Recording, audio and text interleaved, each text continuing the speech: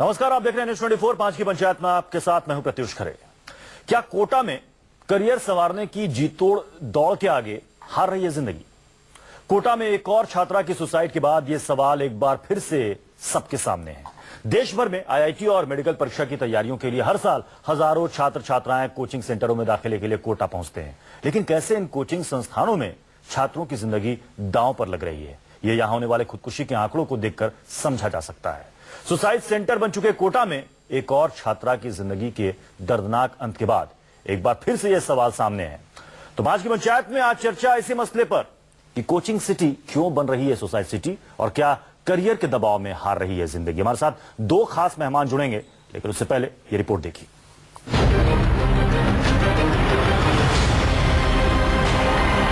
Coaching hub क्यों बनता जा रहा है किलिंग सेंटर, ये सवाल एक बार फिर से सामने है। अपनी जिंदगी संवारने का ख्वाब लेकर कोटा पहुंची थी कृति। उसकी आंखों में एक ही सपना था, उसका एक ही लक्ष्य था, आईआईटी में दाखिला। कृति की मेहनत रंग लाई। जेईई मेंस में कृतिका का सिलेक्शन हुआ। कट ऑफ से उसे 42 नंबर ज्यादा मिले थे। उसका दाखिला देश की एनआईटी सहित देश के कई जाने माने इंजीनियरिंग संस्थानों में आसानी से हो सकता था, लेकिन जेईई एडवांस में सिलेक्शन ना हो पाने की वजह से उसका आईआईटी में दाखिला मुश्किल था। यही बात कृति को अंदर से खाए जा रही थी। आईआईटी की परीक्षा में सफलता के बाद भी आईआईटी में दाखिला ना मिलने की कसक उसे भीतर से खाए जा रही थी। पता जा रहा है कि इस दबाव ने उससे उसकी खुशी छीन ली। करियर में सफलता का यह तनाव उसकी जिंदगी के लिए मौत का फंदा बन गया। उसने अपने घर की 5वीं मंजिल से कूदकर खुदकुशी कर ली। आईआईटी की 2 साल से कोचिंग करा रहे थे, मेंस की परीक्षा दे के आई थी। अब आज घटना हो गई। नहीं, ये छत से कूद गई, ऐसा मालूम हुआ। सुसाइड सेंटर बन चुके कोटा में एक और छात्रा की जिंदगी का दर्दनाक अंत हो गया। पिछले कुछ सालों में कोटा में सुसाइड की वारदातों में लगातार इजाफा हुआ है। पिछले साल यहाँ 19 छात्रों ने आत्महत्या की थी। आज 5 की पंचायत में सबसे अहम सवाल यही है कि कोचिंग सिटी क्यों बन रही है सुसाइड सिटी? क्या करियर के दबाव में हार रही है जिंदगी? तो मेहमानों से आपका परिचय करा दें। हमारे साथ हैं डॉक्टर जयंती दत्ता जी, मनोचिकित्सक हैं, अदिति अनिल जैन जी जो कि शिक्षाविद हैं। 5 की पंचायत का पहला सवाल क्या है, ये देख लेते हैं। कोचिंग सिटी क्यों बन रही है सुसाइड सिटी? और साथ हमारे संवाददाता केजे श्रीवास्तव भी इस वक्त जयपुर से जुड़ चुके हैं। केजे श्रीवास्तव, ये बताइए कि कहा जा रहा है कि कृति जब बाकी सहेलियां डिप्रेशन में रहती थी तो कृति उनकी मदद करती थी। क्या सुसाइड से पहले सहेलियों के साथ या फिर जिनके साथ वो पढ़ती थी उनके साथ कोई बातचीत हुई थी उसकी, जिससे ये लगे कि कृति खुद डिप्रेशन में चली गई थी? जी देखिए प्रत्युष, सबसे बड़ी बात है कि कृति के माँ बाप भी कोटा में रहते थे और पिछले 2 साल से यहीं रहकर वह इंजीनियर बनने का आईआईटी में प्रवेश के लिए अपनी कोचिंग कर रही थी। लेकिन सबसे बड़ी बात है कि कृति कभी भी इंजीनियर नहीं बनना चाहती थी। उसके सपने कुछ और थे, लेकिन परिवार वाले, उसके पिता जो है डॉक्टर हैं और अपनी बेटी को वे इंजीनियर बनाना चाहते थे। और यही कारण था कि जेईई मेंस के जो कल रिजल्ट आए थे, एक दिन पहले ही रिजल्ट आया था, उसमें उसने काफी अच्छे नंबर भी लिए थे, लेकिन उसके पिता को लगा कि वह नंबर काफी कम है उसके आईआईटी में प्रवेश के लिए। और यही कारण था, इस बात को लेकर उसकी पिता के साथ बहस हुई और पिता के साथ बहस के बाद उसने अपनी जान देना ही मुनासिब समझा। और जाते जाते उसने यह भी साफ तौर पर कहा कि पिताजी, मैं आपके उस सपने को पूरा नहीं कर सकती जो कि आप मुझ पर दबाव डालकर करवा रहे हैं। तो एक सबसे बड़ी बात है कि अभिभावकों का दबाव सबसे बड़ी बच्चों की मौत का कारण बन रहा है। और इससे भी बड़ी बात है कि कोटा में जितने भी बच्चे आते हैं, काफी इंटेलिजेंट बच्चे आते हैं और उनके बीच में कंपटीशन होता है और ये कंपटीशन का दबाव ये बच्चे लोग सहन नहीं कर पाते। श्रीवास्तव, आप हमारे साथ बने रहे। डॉक्टर जयंती दत्ता, आपने सुना जो हमारे संवाददाता ने बताया कि देखिए, ये इंजीनियर नहीं बनना चाहती थी, ये साइंटिस्ट बनना चाहती थी, इसरो में काम करना चाहती थी, लेकिन माँ बाप का एक प्रेशर, चूंकि पिता खुद एक डॉक्टर हैं, तो पिता का ये प्रेशर है कि मेरी बेटी इंजीनियर बने, और अपने सपने को छोड़कर अपने पिता के सपने को पूरा करने की कोशिश में लगी हुई थी। ये देखिए, अक्सर हमने इस चीज के खिलाफ बोला है। आप अपने सपनों के पूरी करवाने के लिए जो दबाव बच्चों के ऊपर डालते हो, ये बहुत गलत तरीका है। आप बच्चे की जान बच्चे ने गवा दी ना, आपने बच्चे को गवा दिया ना। होता क्या है कि दबाव जब फुल प्रॉन्ग बन जाता है, बच्चे के लिए और कोई ऑप्शन रहता नहीं है। वो एक तो जो थोड़ी सी भी ऊंच नीच हो जाए रिजल्ट में तो उससे वो जूझ नहीं पाती है। It becomes a big stressor और उसके लिए तमाम दरवाजे आप बंद कर देते हो, एक ही दरवाजा उसके लिए खुला छोड़ देते हो कि बस यहीं पे तुम्हें इसी मुकाम पे पहुंचना है, which is very unfortunate. Such a bright child ये किसी भी इंजीनियरिंग कॉलेज में जा सकती थी, कहीं पे भी साइंस का अपना बिल्कुल साइंस को भी परस्यू कर सकती थी। कितना गलत इस तरह का बर्ताव है पेरेंट्स का, जो कुछ भी दांव पे लगा देते हैं और आखिरकार बच्चे जो है वो जान की बाजी लगा देते हैं और हार जाते हैं। तो मेरे ख्याल से जितने अभिभावक हैं, जितने पेरेंट्स हैं, उनको ये it's high time they should take a lesson कि दिस इज समथिंग रॉन्ग। मेरे ख्याल से इसके खिलाफ एक हमारे यहाँ कानूनी प्रावधान भी होना चाहिए कि आप बच्चे के ऊपर इस तरह से दबाव नहीं डाल सकते कि इसको जान की बाजी लगानी पड़े। अदिति जी, क्यों माँ बाप ऐसा चाहते हैं कि उनके बच्चे जीवन में कुछ बने तो वो हमारे मुताबिक बने? अगर हम चाहते हैं कि हमारा बच्चा डॉक्टर बने तो डॉक्टर ही बने, भले वो पता चला कि किसी दूसरे फील्ड में वो बहुत अच्छा है, लेकिन अब उसको भी लगता है कि हमारे माता पिता चाह रहे हैं तो हमें यही बनना चाहिए।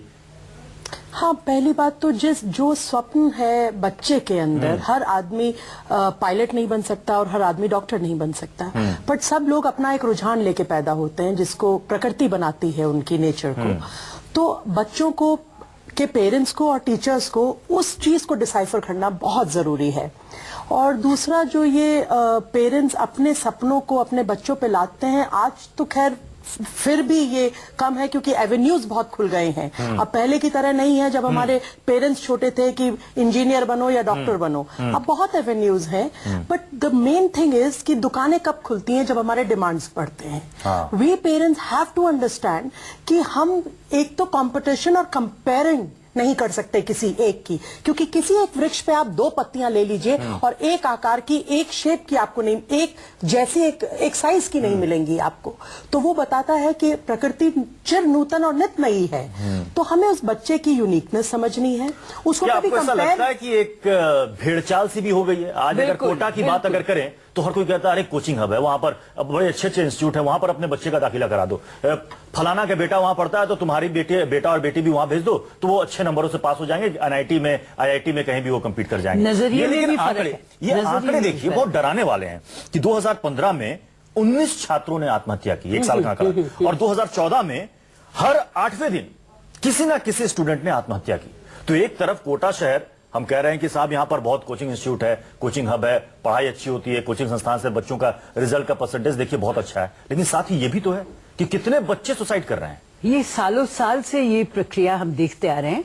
और यहाँ पे होता क्या, कोटा में चले गए, एक इंस्टीट्यूशन आपने ज्वाइन कर लिया, बस आपके वहीं से जो छलांग आप लगाओगे आप घुस जाओगे, आईआईटी में भी घुस जाओगे, मेडिकल में भी घुस जाओगे। ये बिल्कुल गलत तरीका है। 2-3 साल पहले भी इस चीज का हमने जिक्र किया था और ये बीड़ा उठाई गई थी कि इस तरह के जो हब्स हैं उनको शट डाउन कर देना चाहिए, क्योंकि ये झूठी दिलासा दिलवाते हैं। और कई परिवार ऐसे हैं जो हर चीज दांव पे लगा देते हैं, सिर्फ बच्चे की जान नहीं, इवन द मटेरियलिस्टिक जो पैसा ये झोंकते हैं इसमें, सब कुछ दांव में लगा के, और वहां पे अगर बच्चा सक्सेस नहीं ले पाए तो बस द परिवार जो है वो टूट जाता है, बिखर जाता है, which is very unfortunate. It should be shut down. एक चीज और देखने की है कि ये जो बच्चे जो ये सुसाइड कर रहे हैं ये बहुत छोटी आयु के हैं, जिनको सही और गलत की खास अंदाजा नहीं है और वो इतना आगे तक सोच नहीं सकते। तो जो ये कोचिंग इंस्टीट्यूट्स हैं इसमें गवर्नमेंट को इंटरवीन करना पड़ेगा कि Kota is becoming such a high place जहां पे सुसाइड इंटेंसिटी। इस तरह के इंसिडेंट्स के बाद वहां पर काउंसलिंग की व्यवस्था भी की गई, लेकिन काउंसलिंग के बाद भी देखिए इस तरह के जो सुसाइड के आंकड़े हैं वो कम नहीं हो रहे हैं। काउंसलिंग आप कहाँ करोगे जहां दबाव आपके घर वाले डाल रहे हैं, आपके पेरेंट्स डाल रहे हैं, वही झोंकते हैं आपको इस तरह की कॉन्फ्लिक्टिंग सिचुएशन में, और वहां बच्चा जाए तो जाए कहाँ। हमारा कहना सिर्फ इतना सा था कि ये छोटी उम्र के बच्चे हैं, तो जो ये काउंसलर्स हैं their aim is to educate them. वहां पे कुछ ना कुछ इनके recreation की सुविधाएं होनी चाहिए, क्योंकि बच्चा खिलाड़ी होता है. Everybody wants some kind of stress busters, जहां पे ये जो टीचर्स हैं ये फ्रेंड्स बने और इनको रिक्रिएशन सुविधाएं दें. क्योंकि अभी आप देखेंगे एक बच्चा जो यूपी से गया था और उसने सब अपने माता पिता सबके लिए लेटर छोड़ के गया था, उसने लिखा मेरे से अब मेरी हद हो गई, अब मेरे से नहीं झेला जा रहा है. तो ये जो राउंड द क्लॉक मोनोटोनस, क्योंकि प्रकृति ने हमारे हृदय को भी ऐसा बनाया है कि कॉन्ट्रैक्ट करता है फिर रिलीज करता है. तो ये जो चीज है ये हम लोगों को समझनी पड़ेगी और इस मीडिया से हम लोगों को सारे पेरेंट्स को जागरूक करना पड़ेगा कि पहले तो कंपेयर ना करें, क्योंकि कंपेयर करने से ही हम बिगड़ जाएगी बात, क्योंकि कोई दो लोग एक से नहीं होते. श्रीवास्तव, कृति साइंटिस्ट बनना चाहती थी, इसरो में काम करना चाहती थी. ये बात वो जरूर अपने सहेलियों के साथ या फिर जो उनके साथ पढ़ते थे उनके साथ शेयर करती होगी, भले अपने मां बाप को ये बात उसने ना बताई हो. जी देखिए, उसके पिताजी भी अच्छी तरह जानते थे उसकी बेटी क्या बनना चाहती थी, लेकिन पिता एक डॉक्टर थे खुद और चाहते थे कि डॉक्टर प्रोफेशन से भी आगे, यानी एक कदम आगे सबसे इंजीनियर बने और इंजीनियर बनकर परिवार का नाम रोशन करे. और यही कारण था कि अपना डॉक्टरी पेशा नई दिल्ली से छोड़ के वे यहाँ पर आ गए थे और अपनी बेटी के साथ ही रहते थे. इस बात को लेकर जब, हालांकि इस कृति भी पढ़ाई में बहुत ज्यादा होशियार थी, बहुत ज्यादा कमजोर नहीं थी. कल उसने जेईई मेंस का जो कट ऑफ था वो 100 नंबर का था, लेकिन उसे 142 नंबर मिले. हालांकि उसके पिता का दबाव था कि यह नंबर बहुत कम है, आईआईटी में अच्छे नंबरों के डिमांड होती है, करीब 180 या 170 के करीब नंबर चाहिए. तो और इसी बात को लेकर बहस हुई और उसी के बाद कृति को इस तरह से मजबूर होना पड़ा. सबसे बड़ी बात है, पिता का दबाव था, परिवार का दबाव था अच्छे नंबर लाने का, और कंपटीशन काफी इंटेलिजेंट बच्चों के बीच में हो रहा था. तो ऐसे में कृति का दबाव में आना बिल्कुल लाजमी था. और न केवल कृति, ऐसे बहुत सारे बच्चे हैं जो इंटेलिजेंट बच्चों के बीच में इस तरह से जब कंपटीशन हो रहा था उसमें कहीं ना कहीं पिछड़ जाते हैं और उसके बाद उन्हें तनाव में आ जाते हैं और इस तरह से जान देने को उन्हें मजबूर होना पड़ता है. ये जुआ है, इट्स अ गैम्बल. ये देखिए, ये जो केजी श्रीवास्तव ने बात बताई कि इसने अपने पिता को बता दिया था कि मैं साइंटिस्ट बनना चाहती हूँ, लेकिन पिता का फिर भी दबाव था. और ये सुसाइड से पहले एक बहस भी हुई थी. वही तो मैं कह रही हूं, बेटी और बाप के बीच में एक बहस भी होती है जिसमें वो अपनी बात खुलकर कहती है. अब आप लेकिन फिर भी कहीं ना कहीं प्रेशर दिमाग में आ गया. ये पॉक्सो कानून तो हमने बना लिया बच्चों को सेफ्टी देने के लिए. यहाँ पे भी हमें कानूनी इंटरवेंशन चाहिए. यहाँ पे I would request the government organisations to take a deeper look at it and shut down this kind of organisations. एक पिता जो अपना जॉब छोड़ के दिल्ली से कोटा में गया, आप देखिए मजबूरी की हालात जो आपने पैदा कर लिया अपनी बच्ची के लिए. इसे जुआ, इट्स गैम्बलिंग, यू नो.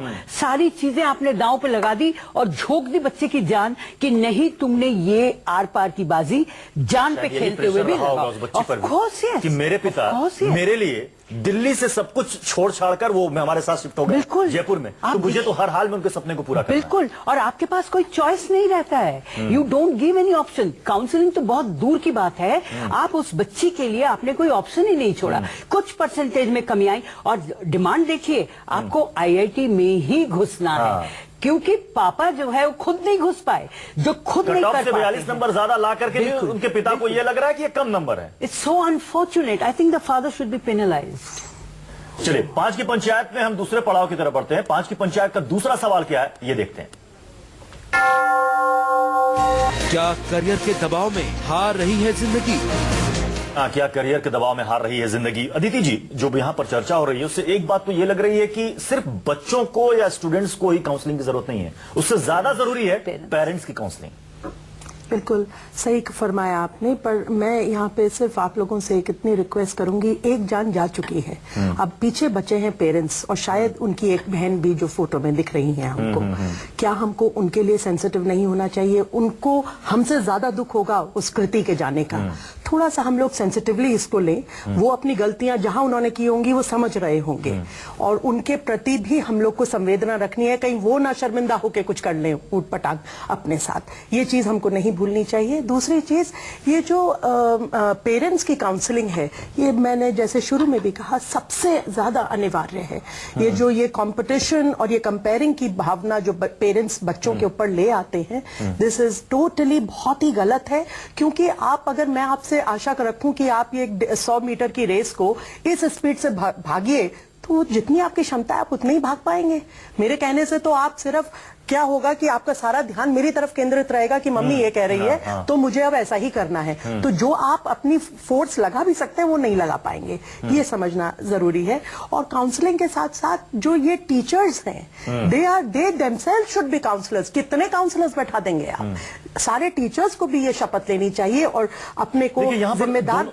दोनों तरफ देखिए बैलेंस बहुत जरूरी है, क्योंकि अगर एक तरफ आप बच्चे को ये कहते हैं, अगर आप पहचान जाते हैं कि इसके अंदर ये प्रतिभा है लेकिन ये दबा रहा है, छिपा रहा है, क्यों? क्योंकि प्रेशर है माता पिता का, तो टीचर्स उनको ये समझा सकते हैं कि आप अपने माता पिता के पास जाओ और खुलकर बताओ कि आप ये नहीं बनना चाहते जो उनके माता पिता चाहते हैं। और दूसरी तरफ माता पिता को समझाया जाए कि आप अपने बच्चे को किसी से कंपेयर ना करें। ये इतनी दफे जागरूकता के लिए हम लोगों ने बोला, कैरियर काउंसलिंग के लिए हर स्कूल में इस तरह के वर्कशॉप्स किए जाते हैं। इन स्पाइट ऑफ दैट आप देखेंगे, मैं कई ऐसे परिवारों से मुखातिब होती हूँ जहां बच्चे से मजबूरी वो ड्रॉप आउट करवा देते हैं। नहीं, तुम मेडिकल में नहीं घुस सकी, 1 साल और ड्रॉप कर जाओ। इंजीनियरिंग में नहीं जा पाई, 1 साल और ड्रॉप कर जाओ। तो ये जो बच्चे 1-1 साल गंवा देते हैं, ये ऐसे पेरेंट्स हैं जो बिल्कुल refuse to understand anything. They are hell bent कि नहीं, ये हमारी बाजी है, हम जीत के मैंने तो कई ऐसे लोगों को देखा है जो कि यूपीएससी और स्टेट सर्विस कमीशन की तैयारी करते करते कई साल उन्होंने गंवा दिया, आखिरी चांस में भी नहीं हुआ, और आज की तारीख में वो कुछ नहीं है, जबकि वो चाहते तो बहुत कुछ कर सकते थे। ऐसे बच्चे भी हैं जो आईएएस की तैयारी कर रहे हैं, गांव से उठ के चले आए हैं। मम्मी पापा ने गांव में तमाम चीजें जो है मुहैया करवाने के लिए प्रॉपर्टी बेच दी, पैसे जो है मुहैया करवाते जा रहे हैं, सालों साल। 3 साल हो गए उस बच्चे को। Now the 3rd year he has lost it, so he has no choice, he has to go back. एक चीज यहाँ पे और बड़ी इंटरेस्टिंग है कि अगर हम परसेंटेज देखें तो जो अगर हम अपने इंडिविजुअली अपने को इंट्रोस्पेक्ट करें तो हमारी क्लास में जो बिल्कुल हाईएस्ट टॉपर्स थे, they are not doing that well, but जो बीच के थे, वी रियलाइज कि मीडियोकर्स जिसको आप कह सकते हैं, they are doing better. Why? क्योंकि they had a time to flirt with time, they could relax and enjoy. तो ये भी हमारे पेरेंट्स को समझना चाहिए कि ये बिल्कुल टॉप पे जाने की जो एक दौड़ में हम लग रहे हैं, हम आंकड़ों को क्यों नहीं देखते? क्या ये लोग कर पाए? क्या उन्हीं के पेरेंट्स ही अपने क्लास के बच्चों को याद करके देखें कि जो बहुत ऊपर थे वो क्या कर पाए? एक बात और समझने की जरूरत है कि क्या सिर्फ डॉक्टरी या फिर इंजीनियरिंग यही दुनिया में पेशा बचा है क्या? बाकी फील्ड्स खत्म हो गए क्या? क्या वहां पर संभावनाएं नहीं है क्या? क्या वहां पर जाकर बच्चा आपका नाम नहीं बड़ा कर सकता क्या?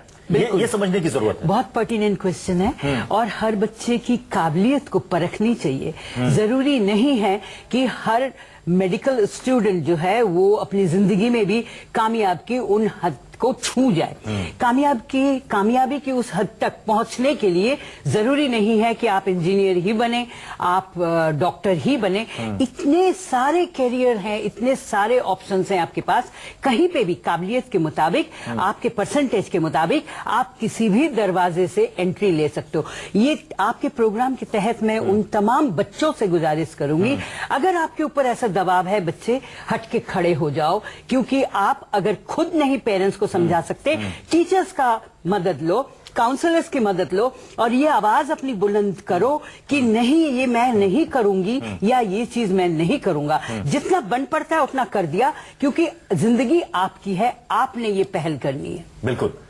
श्रीवास्तव, क्या आपकी कृति के माता पिता से बातचीत हुई? हालांकि इस वक्त वो शायद कुछ बता पाने की स्थिति में नहीं होंगे, लेकिन सबसे ज्यादा अगर आज की तारीख में किसी को अफसोस होगा तो कृति के माता पिता को ही होगा, खासतौर पर पिता को।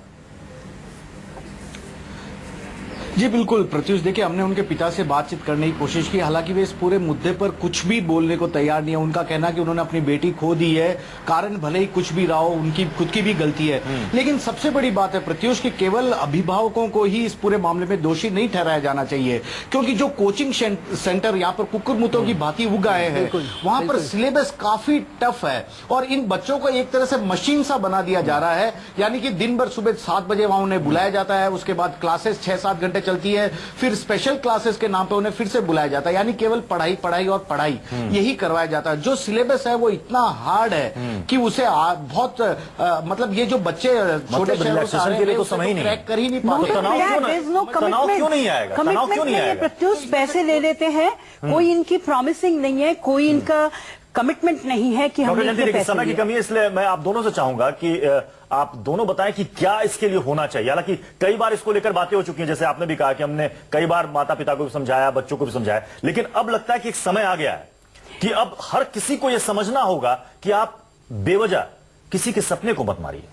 सबसे पहले तो मैं ये गुजारिश करूंगी कि इस तरह के जो हब्स हैं उनके ऊपर मॉनिटरिंग होनी चाहिए कि ये फॉल्स प्रॉमिसेस ना दे और इस तरह को बच्चों के पीछे इस तरह के कुछ एक रेगुलेशन बिल्कुल बिल्कुल definitely education HRD ministry should intervene and should do it. और इनके जो फादर हैं 9 घंटे वहां पर कोचिंग होती है और इनके जो फादर हैं से वो दिमाग लड़ाए रहते हैं, उसके बाद आकर के फिर घर पे पढ़ाई, मतलब कुछ और कोई सपोर्ट नहीं है, कोई सपोर्ट नहीं है। और इनके जो फादर है उनसे मेरी एक रिक्वेस्ट है, जो चीज हम खो चुके हैं, जो बच्ची आपके पास है, प्लीज उसके ऊपर दबाव मत दीजिए, अपने को संभालिए एंड लेट हर गो। जैसा मैंने कहा कि जो ये काउंसलिंग सेंटर्स हैं, कोचिंग सेंटर्स हैं, इनको जो ये इतने लॉन्ग आवर का स्ट्रेसफुल कोचिंग देते हैं, उसमें ब्रेक्स हो और उसमें कुछ ना कुछ इनके लिए रिक्रिएशन और फिजिकल एक्टिविटी जरूर ये लोग इम्बाइब करें।